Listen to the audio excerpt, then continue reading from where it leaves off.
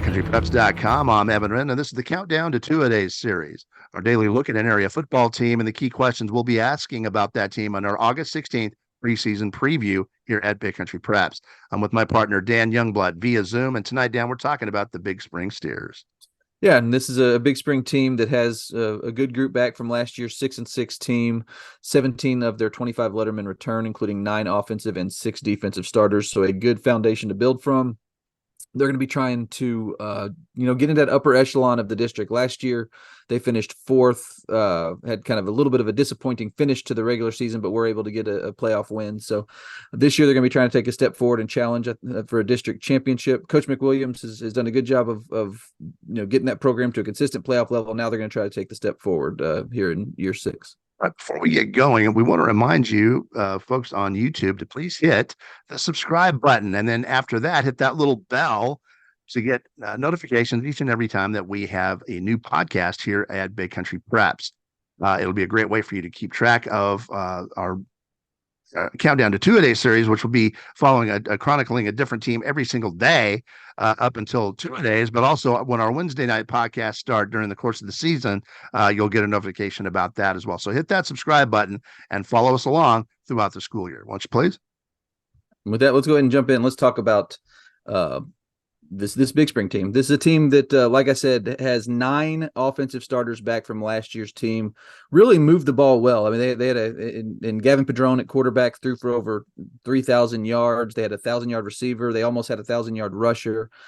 Skill-wise, they bring a lot back. It's going to be a very deep team with skill talent. They bring back most of their line as well. My question is, last year they had a little bit of a problem with turnovers, and it kind of kept their score totals a little lower than you would have expected with their yardage totals. They weren't quite in line. I'm wondering if maybe those things can even out a little bit if they can protect the football a little bit better and then average more than the 24 points per game they averaged last year.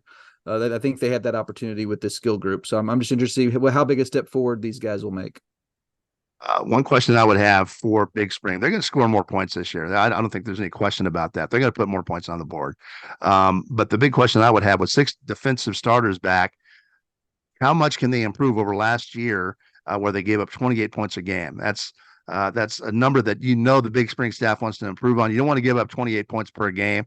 And with 6 players back and a relatively young defense, how much better can they be? So that's going to be crucial. Can they step up and put together a better defensive product? And you can only have about half your starters back in order to do it. So they have a challenge. All right. And the last question I have is just about depth. This is a team that does have a good nucleus back, but I do think depth could be a slight issue. They're expecting about 35 players on this year's varsity squad. They have 17 lettermen back from last year. That's going to mean you're going to need some guys to step up from those JV ranks. Are those kids ready to step in there and be, fill those types of roles so that they can challenge at the top of that district with Andrews, with Brownwood, with Lubbock Estacado, and potentially compete for a district championship, which is what I know they want to do here in Coach McWilliams' 5th year as head coach, 6th year at Big Spring overall.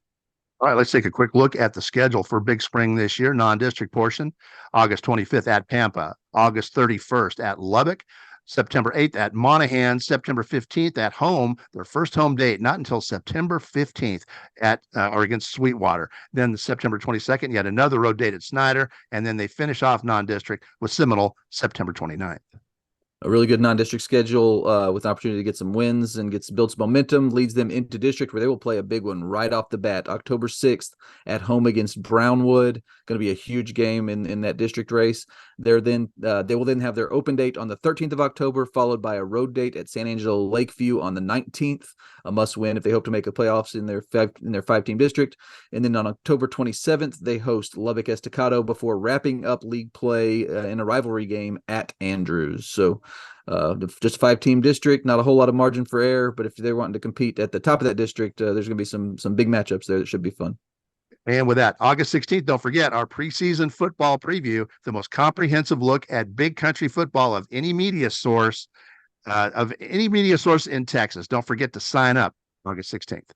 In the meantime, thank you for joining us for this episode of our Countdown to Two-A-Days series, and make sure you come back tomorrow when we will highlight the Brownwood Lions here at BigCountryPreps.com.